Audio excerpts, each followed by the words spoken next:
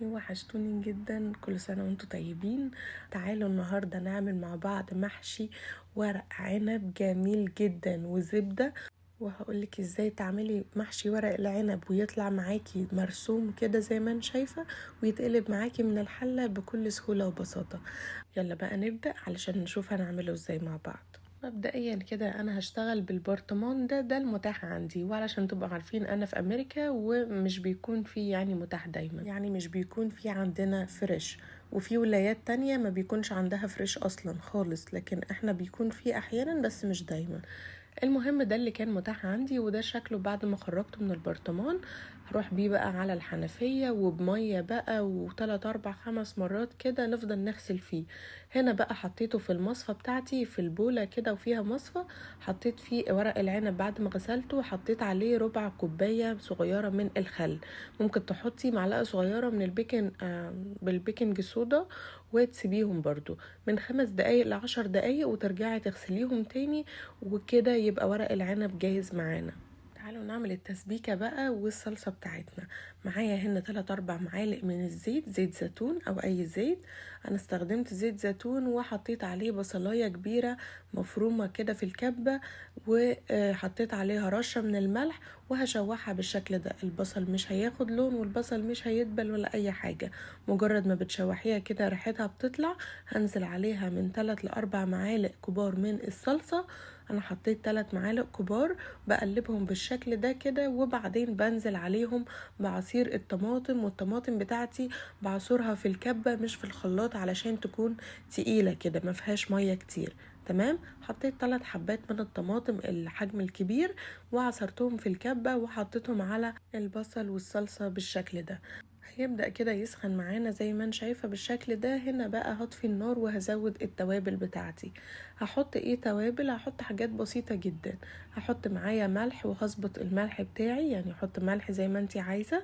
وهحط معايا كزبرة، وكمان هحط معايا كمون وفلفل اسود. يبقى حطيت ايه التوابل؟ ملح، فلفل اسود، وكزبرة، وكمون. بس كده، بس كده. وهحط معايا رشة كده من السكر، بس علشان الطماطم والصلصة اللي حطيناها، يبقى هنزود معانا هنا رشة كمان من السكر. تمام كده. قلبي بقى، وخدي التتبيله بتاعتك والصوص اللي انتي عملتيه ده كله، حطيه بقى في بوله بره علشان يبرد شويه. هنا بقى هزود معايا الرز.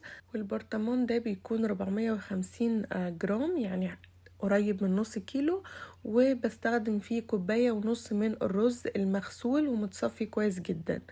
والرز انا بحط كمية قليلة من الرز في الحشوة في الصباع، يعني فعلشان كده اخد معايا 1.5 كوباية بس، مش كتير يعني. وحطيت الخضرة بتاعتي بقى، كزبرة وبقدونس، بقلبهم كلهم مع بعض بالشكل ده لحد ما كلهم يدخلوا مع بعض. هنا بقى هزود معايا معلقة كبيرة من عصير الليمون، او يعني نص ليمونة كده صغيرة. وهزود معايا معلقتين كبار من دبس الرمان. عايزة اقول لكم دبس الرمان بيودي ورق العنب في حتة تانية خالص. معلقتين كبار كده من دبس الرمان. ولو مش متاح او مش متوفر انك تعملي بدبس الرمان، يبقى حطي عصير ليمونة كبيرة. تمام كده. يعني هتحطي ال3 معالق الكبار عصير ليمون، مفيش مشكلة. اتفقنا كده. هنقلبهم مع بعض بالشكل ده، وهنا تبقى الحشوة بتاعتنا جاهزة. انا بحطها في مصفى وبصفيها كده في الحلة بالشكل اللي انت شايفاه ده، علشان لو فيها اي صوص ينزل معايا في الحلة، وهستخدمه برضو. الحلة اللي هشتغل فيها بحطها كده من تحت الأرضية بتاعتها بصل وفلفل، وممكن تحطي أي أرضية براحتك، يعني ممكن تحطي جزر كمان. ورق العنب بقى هنا في ناحية بتبقى خشنة كده والخطوط بتاعتها باينة وبارزة، وفي ناحية بتبقى ناعمة. الناحية الناعمة هنخليها من تحت، والناحية الخشنة هنخليها من فوق. هنحطها كده الناحية الخشنة من فوق، ونحط معلقة صغيرة من الرز بالشكل ده، وهلفها كده لجوه، وبعدين هحط يمين وشمال كده، والفها صباع رول زي ما انت شايفة.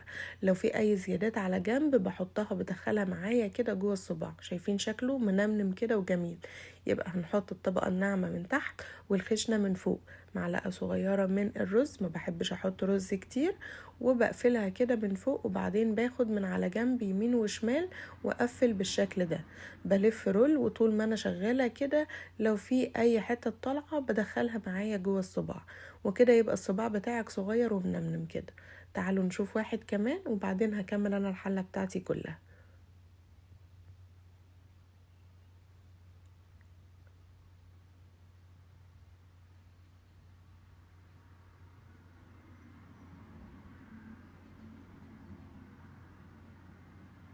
شايفة بكل بساطة وسهولة. هخلص الحلة بتاعتي كلها وارجع لكم. دي شكل الحلة بتاعتي بعد ما خلصت.